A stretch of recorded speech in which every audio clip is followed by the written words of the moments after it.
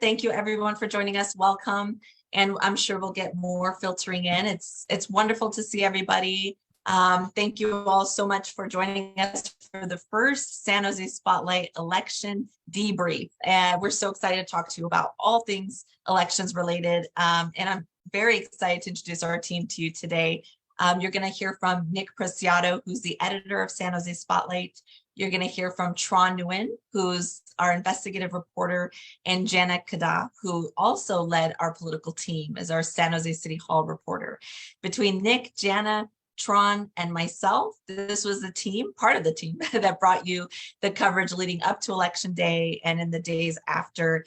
I'm so incredibly proud of the team and the work that they produced. We had, if you followed our work, we had profiles on all of the candidates. We introduced you to them.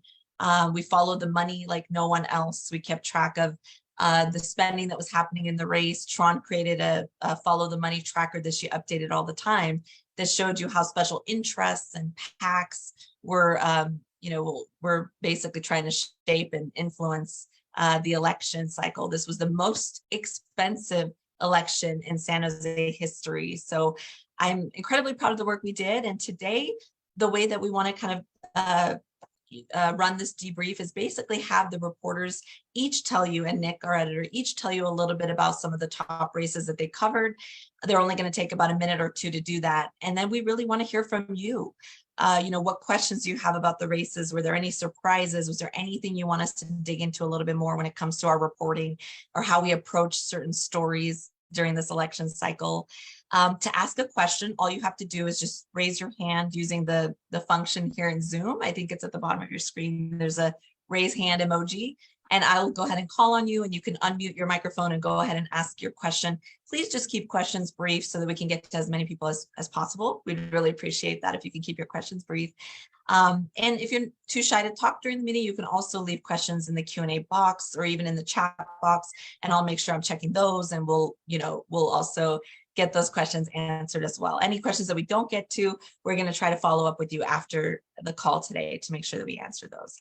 And the meeting is being recorded, so we're also going to include this video on our website for those of you who might have missed the beginning, or perhaps you're not able to stay for the full hour. We're going to make this available on our website later. So again, thank you everybody. Please don't be shy about asking questions, and we want this to be, again, as conversational and as educational as possible. So with that, I'm going to turn it over first to Tron Nguyen, our investigative reporter who covered the San Jose mayor's race. And again, she's going to just give you a quick breakdown, followed by Nick and Jana, and then we'll open it up to any questions that you guys have. Perfect. Well, thank you so much, Ramona. As Ramona said, my name is Tron Nguyen. I'm a reporter here, investigative reporter here at San Jose Spotlight. I'm also a core member of Report for America, which made this position possible. Well, as you all know, San Jose just elected a new mayor, the first time in 8 years. And this was a very, very high stakes, very contested and very expensive race. The San Jose mayor race alone, that ended up being an $8 million race. And like Ramona just mentioned before, this is the most expensive, most costly competition in San Jose history. At the end, Councilmember Mahan, who is relatively newcomer to politics, he has a background in tech. He was a CEO of several tech startups before he elected into to represent District 10 in 2020. He went up against essentially a veteran in politics, Supervisor Cindy Chavez, this November. This was a pretty crowded competition when this started in last year, around this time last year. The two candidates, Matt Mahan and Cindy Chavez, beat out for the people to compete in the November election. And Chavez, came into this race with a lot of advantage. She boasted more than 20 years of experience in public office. She has all the endorsement of, what you would consider as the right people. She has the endorsement of 9 out of 11 council members. She has support from federal and state officials. She has the backing and financial backing of labor unions and several businesses. Most notably is the 49ers football team that spent nearly $500,000 supporting her campaign. So when this election, after election day, I think a lot of people in San Jose were very surprised, and I'm happy to take more questions about that later, about why she lost. With our reporting, we discovered that, this is because of the messages that Mahans were able to put out, position himself as an agent of change during this time, this climate, this current climate. His effort, his work in connecting with voters on the ground, going to canvassing or going to, neighborhood parties and things like that really help putting his name in front of new voters or people who were undecided, coupling with, the low voter turnout in East San Jose, and a number of other factors, including the fact that supporters of Councilmember Jeff Davis, who ran in June and did not win, end up supporting him. Those are some of the reason why that's really propel his campaign to victory.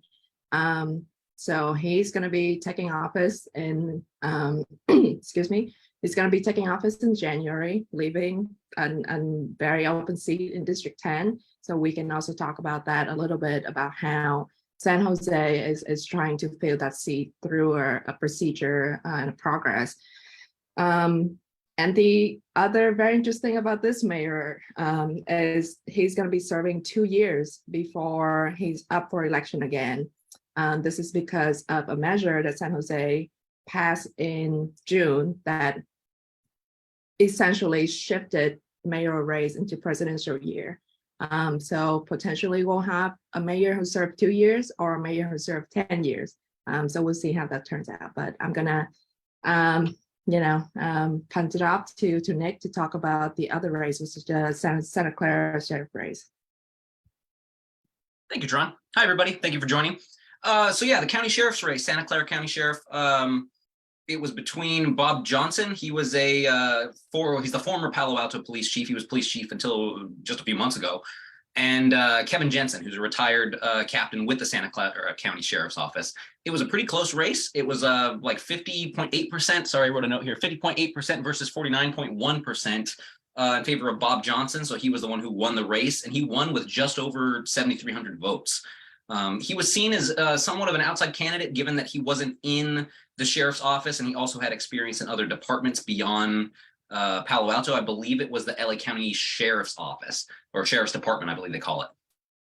Whereas Kevin Jensen, he actually comes from the sheriff's office. He has a lot of time in there. He served under former Sheriff Lori Smith, who just recently stepped down amid the pay-for-play scheme with concealed carry weapons permits. But Jensen was also very outspoken against Lori Smith's administration. He ran against her previously and spoke out then. And as you know, the case started to mount against Lori Smith with a lot of other issues, the pay-to-play scheme, as well as the issues with inmates in the jail and mental health and warehousing them there. He took an outspoken route with that. So while he was part of the department at one time, I think he also saw himself as somewhat of an outside candidate because he was going against the grain of what the sheriff's office was doing. That's it in a nutshell. We can obviously talk about that a little more. I've had both of them on the podcast. I'm happy to answer any questions about the sheriff's office. And Jenna, if you want to take over and go ahead and talk about the city council races. Awesome. Yeah, thanks so much. I'm so excited to be here and answer all of your questions. The races in San Jose City Hall, we had 5 up for re-election, for 5 elections. This election cycle, Pam Foley ran uncontested, so she won that seat. She's the incumbent. Rosemary Kamei, who served on the Santa Clara County Board of Education, won her election in the primaries. She got 65% of the vote, so she'll be taking that seat. She is kind of we don't know where she stands, business or labor. And the big question when it comes to city hall races is where do they stand kind of politically, and how does this shift political power? So she's kind of a wild card. We have Omar Torres, a longtime community leader in downtown, taking the seat for District 3. We have Peter Ortiz, another big labor candidate, taking the District 5 seat in East San Jose. And then District 7 in East San Jose was a really, really interesting race because the incumbent, Maya Esparza, lost to a political newcomer and longtime fire captain, Biandon, who is more business leaning. So, and with 2 elections, with Matt Mahan becoming mayor and Sylvia Arenas, who won the county supervisorial seat, that leaves 2 open seats in the city council, and we have 2 vacancies come January. So right now what's happening in the city council is we don't know where the lean is going to go. We're moving and shifting potentially from labor strongholds to, I guess time will tell once these 2 seats are filled. But right now it seems like we have 4 who are labor leaning, 4 who are business leaning, including the mayor, and 2 that will be determined. And the big question right now as well in San Jose City Hall is how are we going to fill those seats? Matt Mahan and Biandon want to go to special elections, which is typically what San Jose has done. It has historically always done this with a vacancy. And Sylvia Arenas, who is leaving her D8 seat, she and other more labor-leaning folks want to do a appointment by council. And so I'm happy to answer more questions about that. But it's a very interesting time at City Hall right now. So thanks for being here. Thanks, Jana. And the big debate there is obviously, people feel like if the council gets to appoint the successors in these 2 seats, that essentially, it's only going to be a handful of people picking a representative that's going to represent a district of 100,000. So the will of the voters is apparently being trumped by the council decision. But then going the special election route means spending a lot of money and time. The earliest they could get someone to that seat would be May. So very interesting debate there. And I do see a really good question in the chat box that I would love anyone to chime in on. It's from Matt S. And he asks if Mayor-elect Mahan will see a serious opponent in 2024 in 2 years. I personally think he will. I've heard even rumors that potentially Cindy Chavez might run again. I don't know. We've been trying at San Jose Spotlight, the reporters and I have been trying to get her to answer that question. She has not. But I do believe that would benefit her. This would be her 3rd time running for mayor. So certainly it's not an easy feat. I'm sure it's incredibly exhausting, and you've got to raise a lot of money. You've got to spend a lot of money to get your messaging out. So I'm sure her team needs a good break, a long rest. But in 2024, the idea is that the voter turnout will be higher. In this current election, it was a little bit over 54%. So half the city, almost half the city, didn't vote in these contests in November. So the idea being that we can get more turnout in 2024 during a presidential cycle, because the top of the ticket will draw out more voters, create more interest.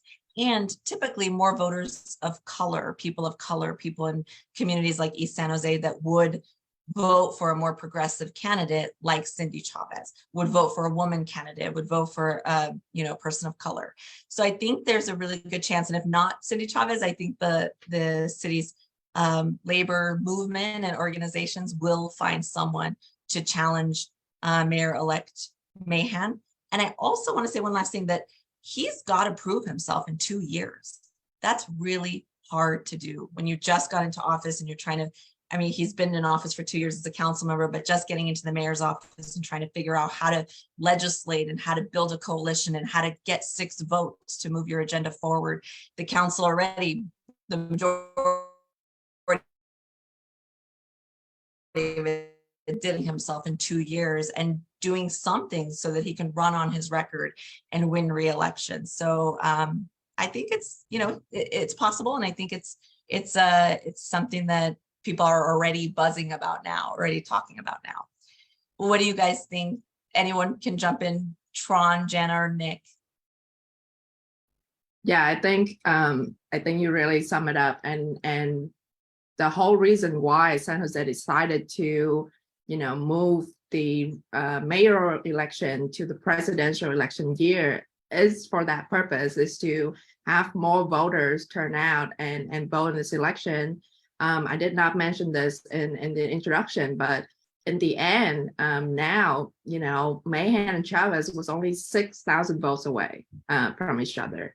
And so a lot of the analysis that we've done show that the Chavez base, basically in the east side and south San Jose, the areas where she won convincingly, those have the lowest voter turnouts. So even though she won more areas, she won more precincts, the votes turn out to be on her side to be lower than, from the west side where Mahan basically dominate. And the fact that he also, because of his strong canvassing and strong work connecting with voters, he able to break into, some of the areas like Berryessa, which Chavez won convincingly in June, that flipped into Mahan's base.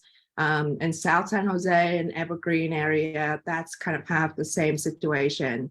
So it would be interesting to see in 2024, how all of this will work. And I talked to, political observers, and they said in 2024, Mahan will face a very, very different, pool of voters. He will have to have different messaging. He will have to have something to prove with his record, as mentioned just earlier. So yeah, I think there's a lot. Obviously, we don't know for sure who's going to be turning up to vote to run, but I think it's going to be a very exciting election, if not even more contested than this year.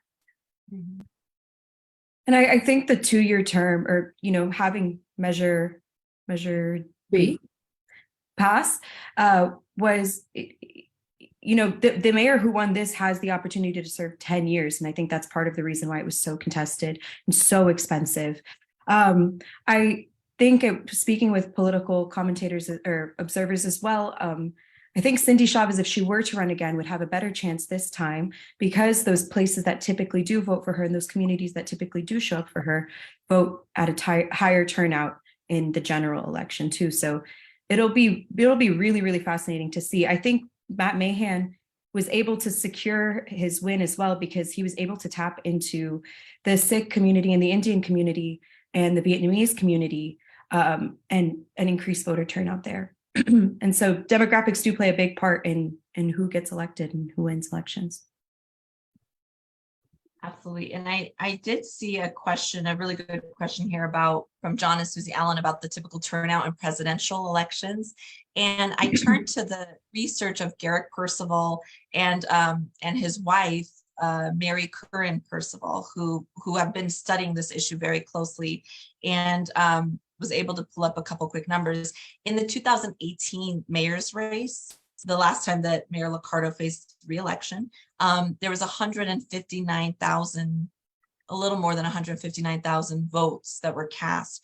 But if you compare that to the citywide election in 2016, the last presidential year before that, presidential election year, there was 311,278 ballots cast. So that equates to about a 69% voter turnout, or an additional 150,000 ballots just between those 2 years, from 2016 to 2018.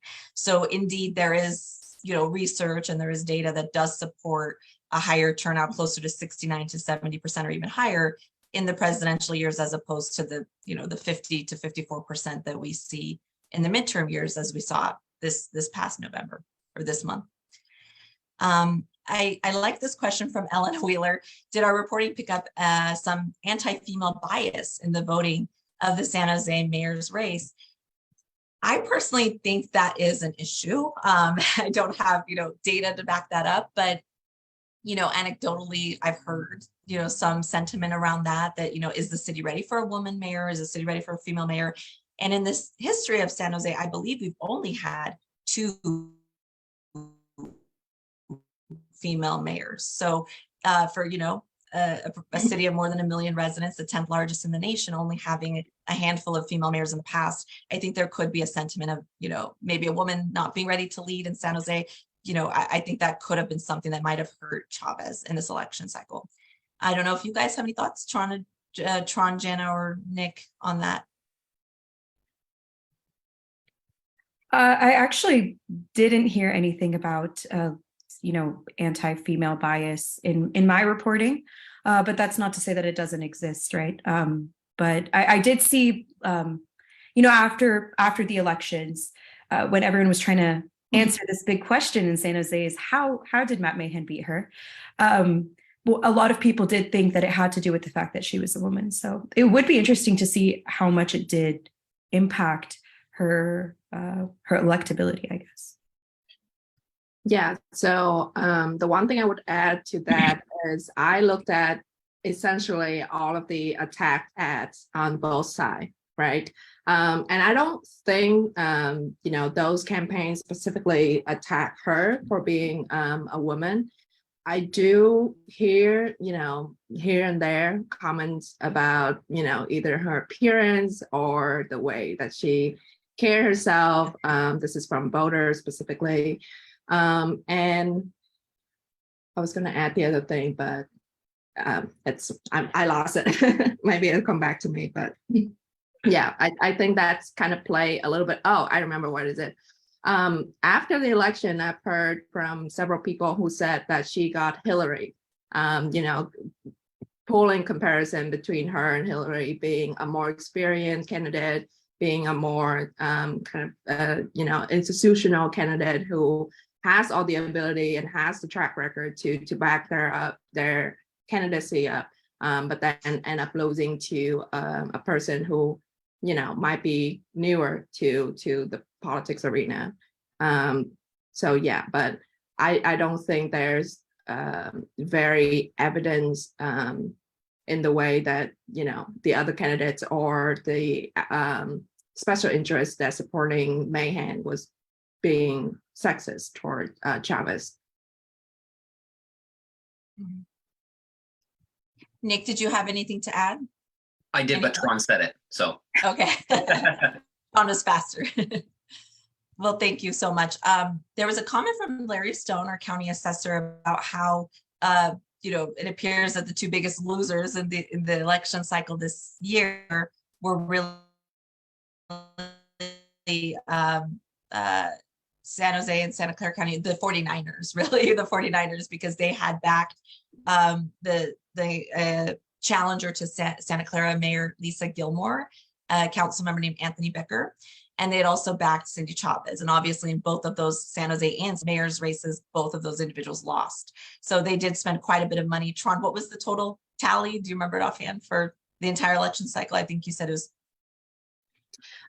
For San Jose mayoral race? For San Jose mayoral race, I think from both the candidates and outside spending, that's over $8 million with Chavez benefiting from, I think, 3.4 million and Mahan just above $1 million in outside spending. In terms of Santa Clara mayoral race, I believe the 49ers spend upward 700,000 in the mayoral race itself, I think around there, if not more. I can double check, but it's tremendous amount for these two races. Yeah.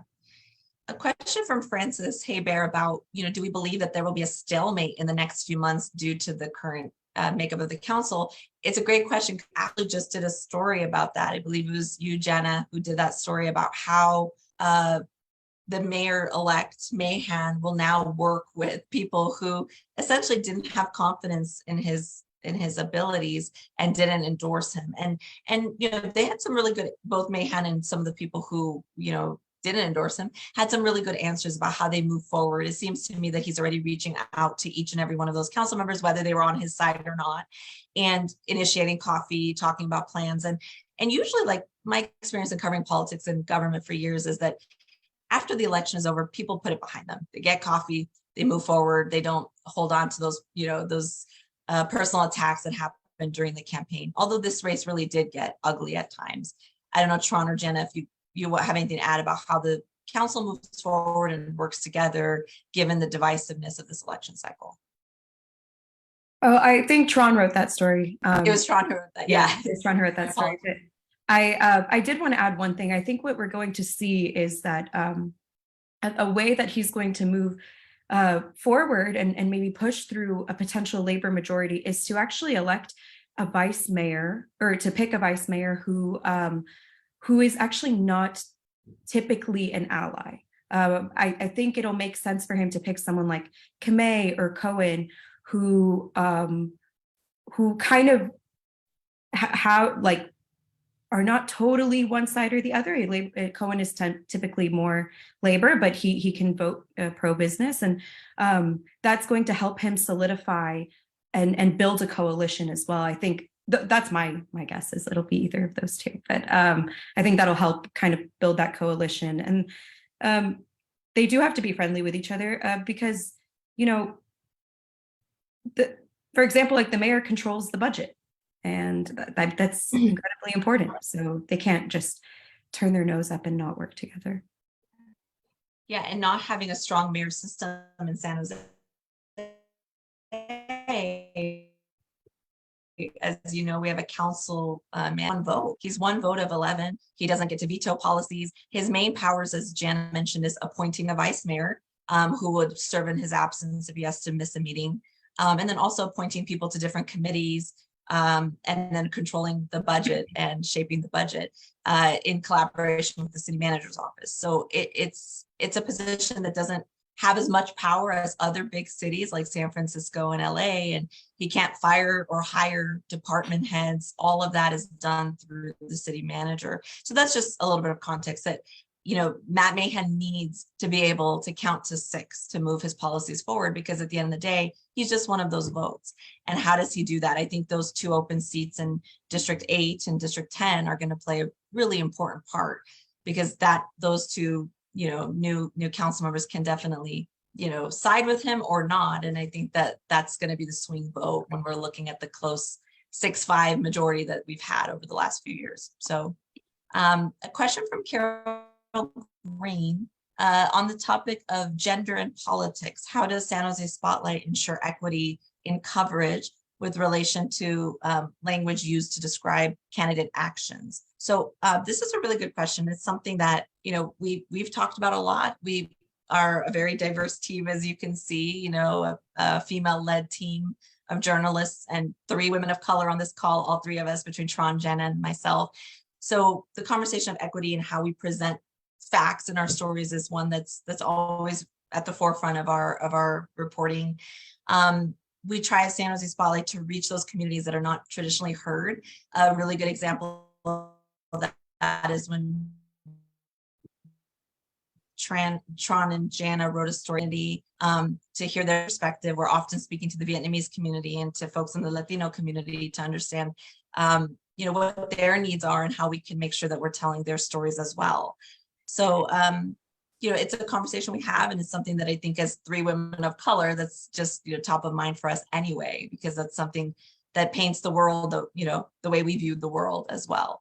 Jana, do you have anything to add? I see you nodding. Or Tron, if you want to jump in too.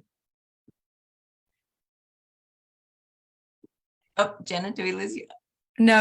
I mean, I would agree with everything you said. I think we do put a lot of intention behind reaching folks we don't typically hear from. I think one example too was in our reporting for the most recent story about the mayoral race, is how Cindy Chavez lost, is reaching out to the Sikh community, who we actually don't typically hear that much from, but actually does have a lot of political power. And so I think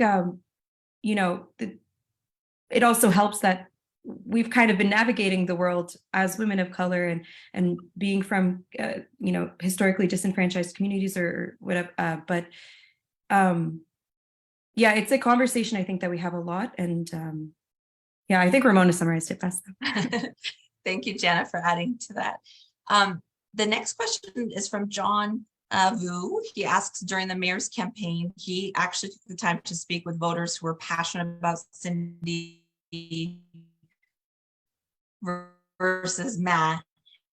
And many of them shared that their past bad experience. Did you guys hear a similar sentiment out on the campaign trail? I did. I'll be honest. I think, council member, Mayor-elect now Mahan and his team did a really good job of positioning Cindy Chavez as the incumbent, as painting her as sort of the architect of everything that's wrong with San Jose and with Silicon Valley. You're fed up with homelessness, you're fed up with crime, you're fed up with blight and trash along your freeways. Like, these are all the things that Cindy Chavez has done as a council member, or didn't do as a council member, and now as a county supervisor. So whether it's fair or not, it's a different debate, but he was an entrenched politician who hasn't been able to get things done. And here I am, a change maker, a fresh face, businessman who's going to come in and basically be able to clean house and hold these folks accountable. One of his campaign promises has been to withhold raises from administrators and even himself and his council colleagues if they don't meet certain goals and certain targets, such as reducing homelessness and crime.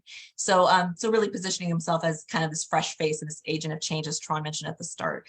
And people really believe that what was wrong with government could be blamed on Cindy because she's been in office for so long and hasn't been able to resolve these challenges that we continue to face.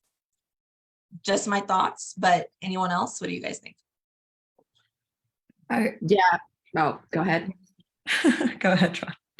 Well, I think, the fact that she has more than 20 years of experience in office, in this case, kind of hurt her for all the reasons that Ramona just said. The average voters or the average person don't really pay attention to the actual policies that a lot of these candidates are talking about, because they both said, their biggest issues or the biggest problems that they're going to address is homelessness, blight, public safety. They just wanting to do it in a different way. And I'm really not sure, from talking to voters in person, I'm really not sure if they really care about how those things are being addressed. They just want it to be addressed. And the fact that, Cindy Chavez has more than 20 years of experience, and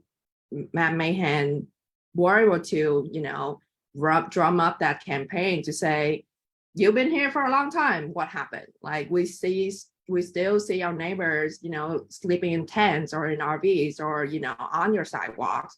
We still see trash, lining highways. And we continue to hear that San Jose have the most thinly staffed police department. So I think those are all contributing factors into Mahan's victory. And like I said before, because he has such a strong campaign to connect with voters on the ground level. And like Jana said, he went to community events and meet with voters who don't really hear from other candidates. That's how he really solidifies his base in this election. Yeah, and I think that it's also, when we look at kind of like the national state of politics, is people are sick and tired of the establishment. They're sick and tired of the way things are going.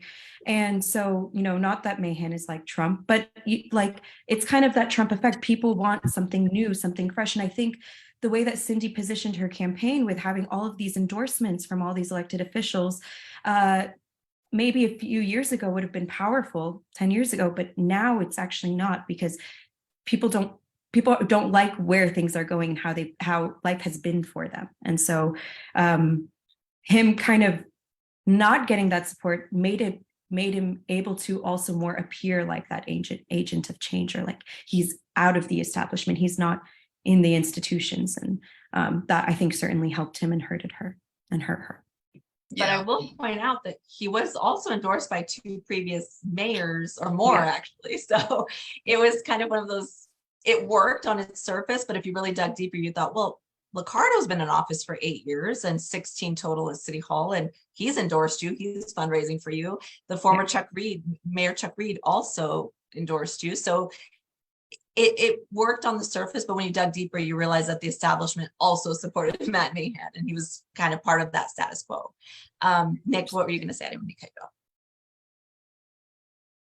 Pretty much along the lines of what you were saying. I think that Mahan cast himself and supporters cast himself as an agent of change when, like you said, he was backed by former mayors. I always found it a little interesting that he talked about like that what currently is happening isn't working and that we need to change it. He's directly coming out against Liccardo, who supported him. I also think just working on this too is he's going to be the establishment candidate in a way in 2024, whether Cindy runs or not, or whoever runs there. He's going to have to prove that in the couple years that he's going to be in office as mayor, that he deserves to be reelected again. You know, that there's all of this talk of that the next mayor could serve 10 years. He'll have to get reelected 2 more times in order for that to even happen. So I personally think he's got an uphill battle. I really feel anybody in that position would have an uphill battle given the change, having this short term of 2 years and then going to the 4.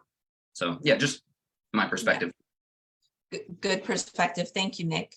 I wanted to call out this comment because I agree that, you know, Carla Collins, she put here that gender and race played a big role, and she was disappointed to see not enough analysis with a gender lens or fact checks on the dog whistles.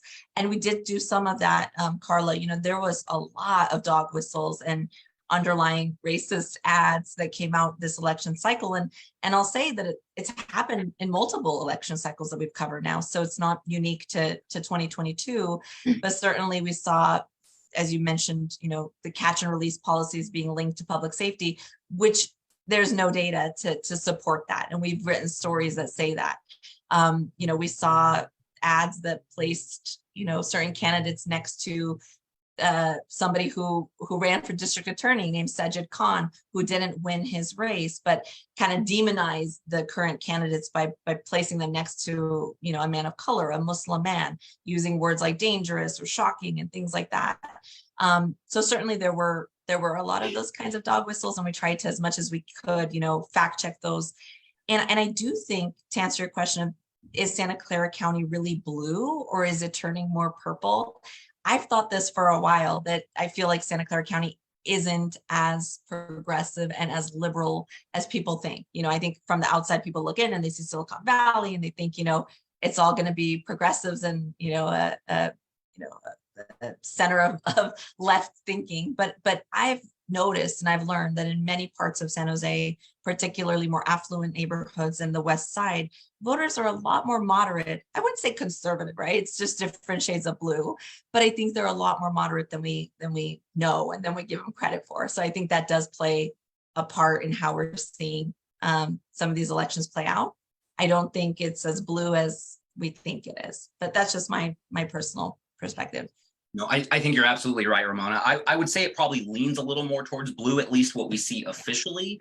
I think the challenge in Santa Clara County and a lot of urban areas in California notably is that to be branded as a conservative or as you know, a Republican for some is a really detrimental thing, especially here in California, where the California Republican Party is a shell of what it used to be. I also think at the national level, for better or worse, Trump put his hands all over the Republican Party. And that's definitely something that I think the party and conservatives are really struggling with right now. It's like, what is their identity? How do we move on? What is our future? So I feel like in somewhere that's traditionally been blue, like California, and more specifically like San Jose or Santa Clara County, I think you often get people who shy away from wanting to be seen as Republican or conservative, or in the instance of like Johnny Camus, he changed his party preference because he was so upset with the Trump admin and everything that was happening there. So I do think it's purple. I also just feel like people aren't as loud or open about being conservative or Republican, when I think probably the main narrative or the main thread that carries through a lot of politics is now becoming about progressive politics. Right.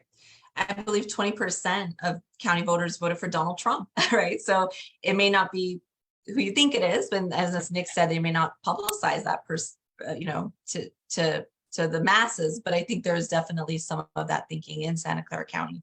I think, Jana, you wanted to chime in on this. Well, I wanted to say that Nick touched on this, where people are shying away from their kind of republicanism or their conservative.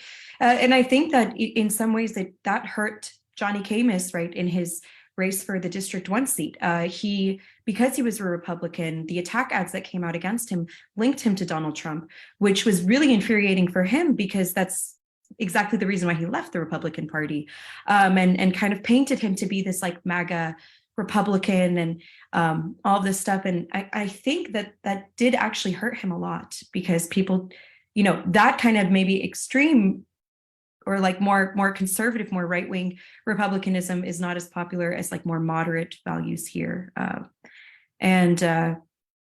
Yeah, I guess that's what I wanted to add. I mean, we saw that play out a lot in District 1, the Santa Clara County seat. And that one was also a really big election, because that's the first time a Democrat has won the seat since 1997.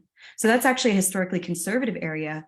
And due to, I think, also redistricting, the demographics shifted. And so, now we have a Democrat serving there. So even at the county, we're going to see more labor, more progressive-ish policies coming on that side, with no real like Republican or conservative pushback on that 5-member board. One more thing I would like to add on this, and maybe Nick and Ramona could talk about this better than me, but at the school board level, we are starting to see a lot of candidates that really, I guess, embrace talking point about critical race theories and things like that. So we are starting to see, I don't know if we want to call it a wave of, conservative or more extreme candidates are filtering into the local offices, but that's something that we, reported on. Our colleagues, Luanan, did an amazing job on that story. And, she was able to link and listed a number of candidates who has embraced these very extreme thoughts and line of thinking. Good point, Tron. Thanks for adding that. And yeah, we did see a rush of more conservative candidates on local school boards in this election cycle for sure. A question from Ernest Siegel about how the Mercury News's endorsement might have supported or helped Mahan in winning the mayor's race. I personally feel like endorsements don't matter as much anymore. I think there was a time when people really did turn to the newspaper to understand, how to vote, what restaurants to eat at, all the recommendations that the paper puts out through the editorial board. But I personally feel that we're in an era now where people have access to more information on their own. They're able to research these candidates. They're able to meet them. They're able to really kind of get their own understanding of what these candidates stand for. And I feel like that makes a really big difference in terms of who they vote for. Some of the people that the Mercury News endorsed in this election cycle were more labor leaning and more progressive, which is something that I hadn't seen them do as much in the past. Like Omar Torres comes to mind, for example, in District 3. But there were some endorsements, like they endorsed, Lily Mai in the Senate race, and Aisha Wahab won. So it doesn't always, I think, equal out to a vote, but certainly there are some voters who do, respect the opinions of the newspaper and want to weigh that. But I think it's one factor in many others that voters will weigh when they go to the ballot box. It's not the only factor. And I think it doesn't have as much power as it once did. Yeah, and the fact that this election specifically, we hosted our debate, right? KQED hosted their debate, which hundreds of people tuned in. And then even the neighborhood association, when they hosted these mayoral debates, those was posted online. So I think voters have more avenues to get to know the candidates than before, where the only one of the few, place where you can go and look up and learn more these candidates are newspapers, news sources and things like that. So I think that's kind of, like Ramona said, take away the power of the endorsement from newspaper and things like that. Mhm. I like this question from Ryan Jeffers. What did you guys have for breakfast? Just for fun. And you're not going to like this, but I didn't eat breakfast today. I skipped it, and I often do in the mornings. So all I've had is coffee. You can't really see it in my screen, but what did you guys have for breakfast, Tron, Jen, and Nick? Coffee. Ron.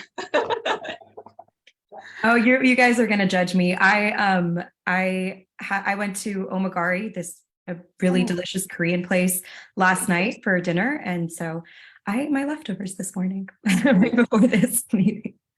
Nice, Jenna. Yeah, on another Tuesday, I would be eating leftover pizza, cold leftover pizza, which I really enjoy. My usual breakfast is tea. I switched off of coffee a couple of years ago now. I found it was making me really edgy, especially around the election. I drank coffee this election, but then I started to feel edgy again, so I moved back to tea. Yeah, usually about 2 cups of tea for breakfast.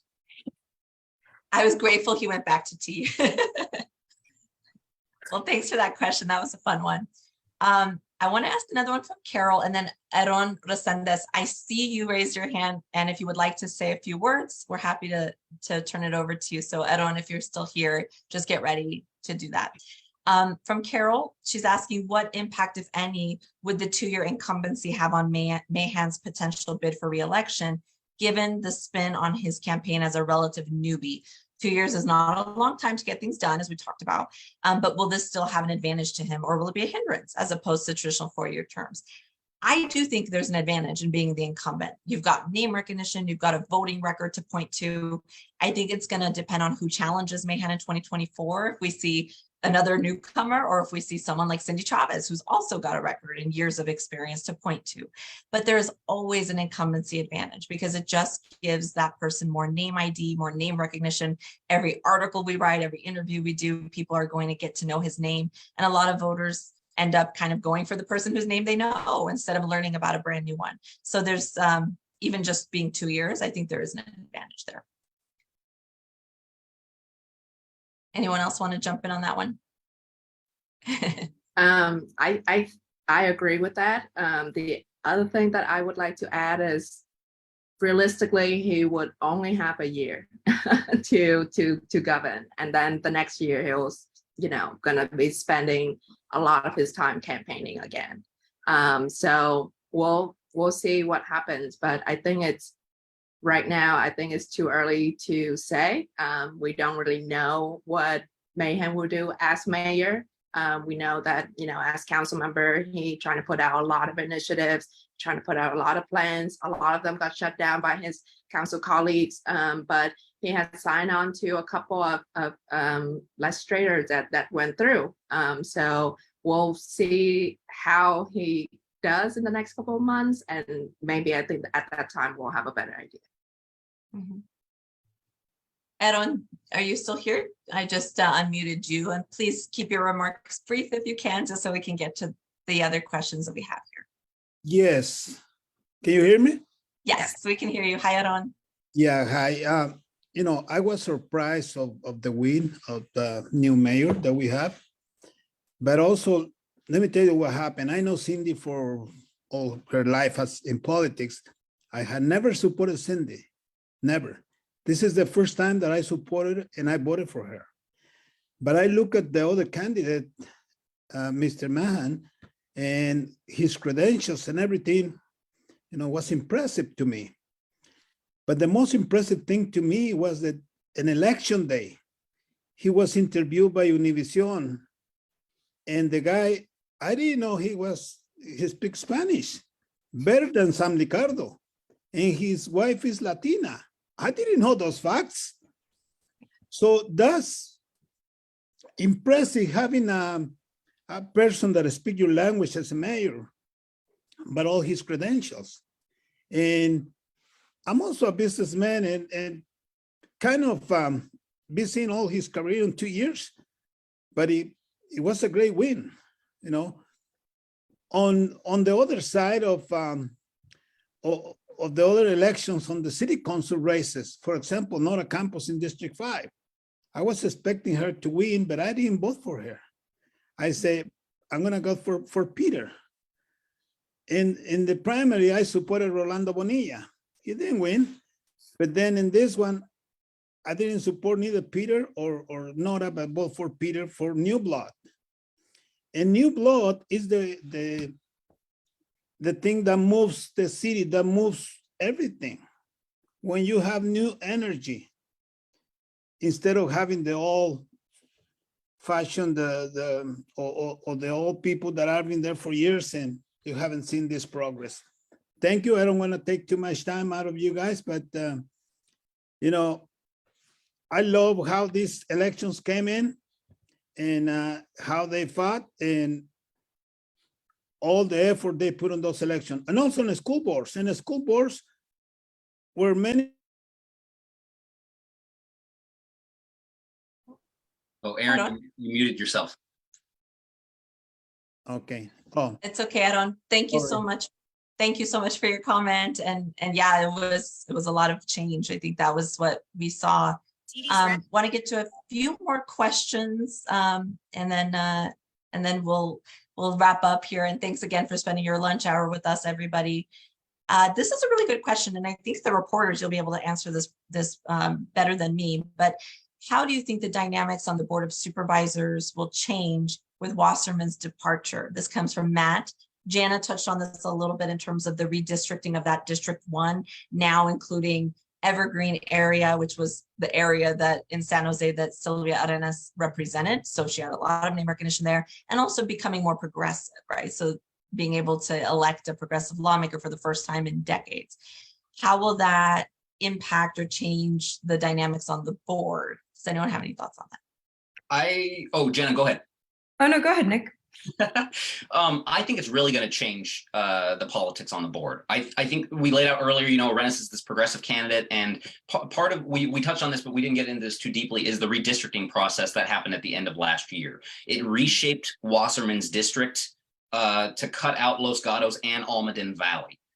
Those areas tend to lean more on the conservative side, and I think cleaving those off of the district not only changed the politics, but also the makeup of who's in the district. Now, with this redistricting, 2/3 of District 1 residents live in San Jose. That's a very big shift when you think of how big South County is. I mean, I personally live here in Gilroy. So it's Gilroy, San Martin, Morgan Hill, then you get to San Jose. So there's, I think, at least from what I've heard, there's some concern in the community about that redistricting process and how it changed the makeup of the district.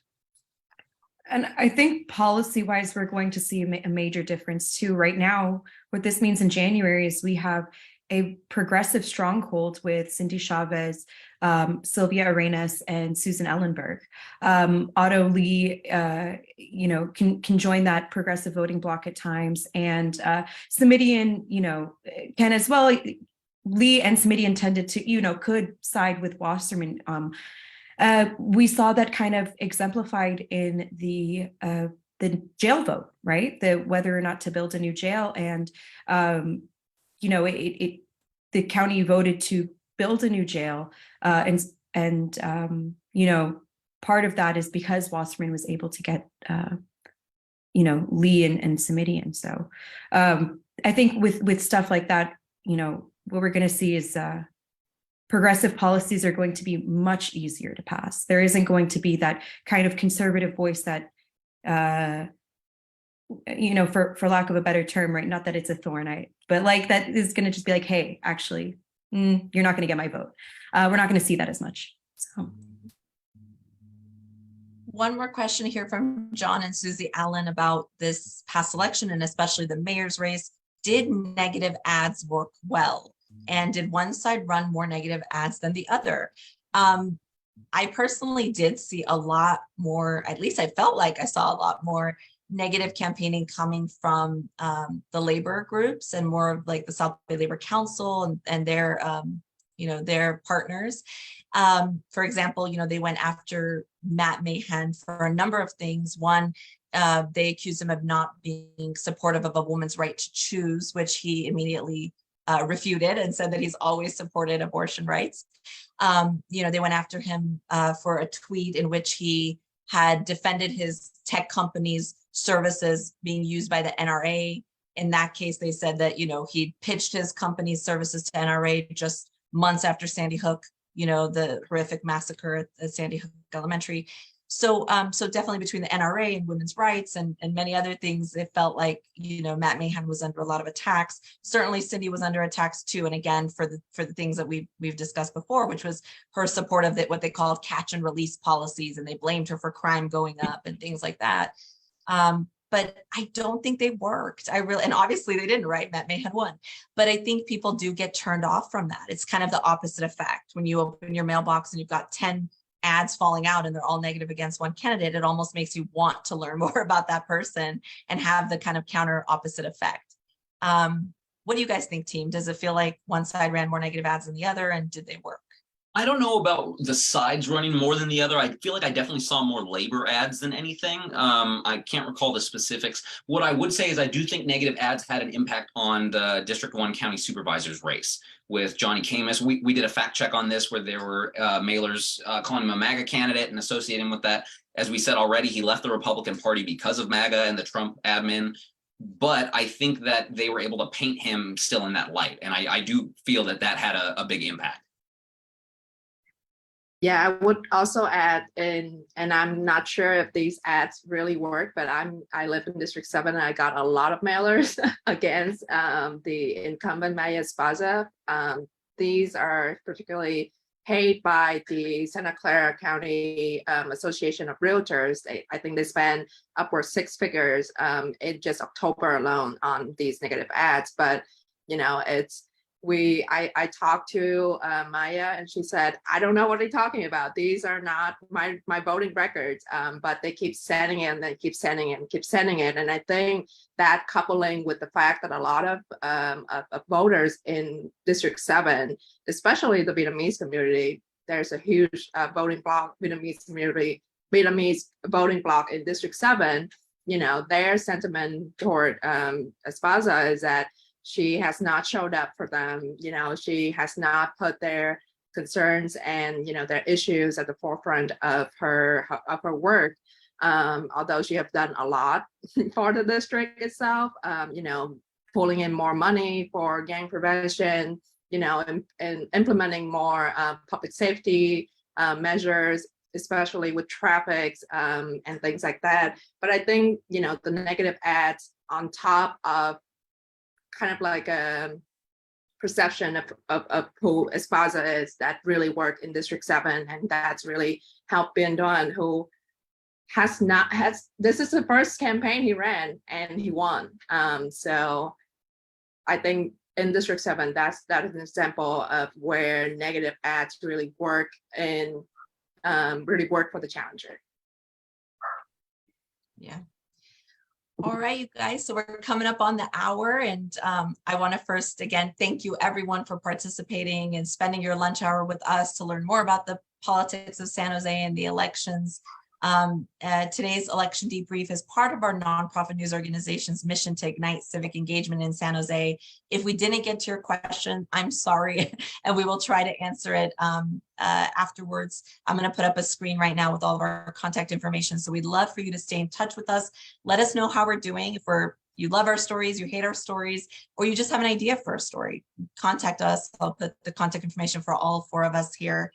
And if you did enjoy today's programming and you like programming like this, please consider supporting San Jose Spotlight's work with a donation of any amount. Today is actually Giving Tuesday, as we call it in the news business, Giving News Day. And every donation you make will actually be quadrupled today and through the end of the year, thanks to foundations like the Silicon Valley Community Foundation and the Hewlett Foundation. So again, thank you all very much. And here's how you can stay in touch with us. Hopefully everybody can see that okay.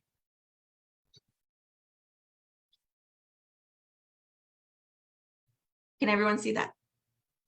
Okay, great. So thank you again. Our website is sanjosespotlight.com and our emails are there. It's just our first names, easy to remember. So Ramona, Nicholas, Tron, and Jana at sanjosespotlight.com. And please sign up for our newsletter. Follow us on social media. We're on Twitter, Instagram, Facebook, TikTok. And again, thank you all very much for joining us today. It was a pleasure speaking with everybody. And we look forward to connecting with you again soon. Have a great rest of your day. Bye, guys. Have a good day.